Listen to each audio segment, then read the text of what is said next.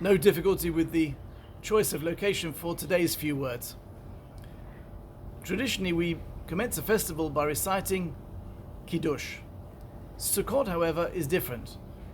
We formally commence proceedings prior to the reciting of Kiddush by a Kabbalistically induced ritual of acting as a toastmaster to invite the biblical A-listers to our sukkah.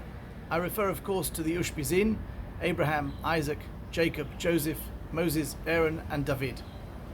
One of the reasons I saw for these people being named is that nothing gives a parent greater pleasure than to see his children follow in his footsteps, whether by choice of career or indeed by appropriate ethical behavior.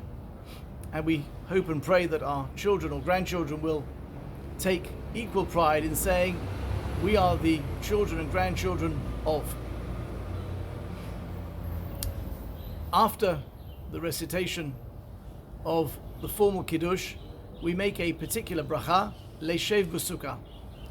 And my good friend Rabbi Eliyahu Navon brought my attention to a linguistic feature of that particular bracha, in that quite often in the Tanakh we use the phrase lashevet, and he gave me an example, Vayoel Moshe lashevet im haish, and Moses literally sat or dwelt with such a person.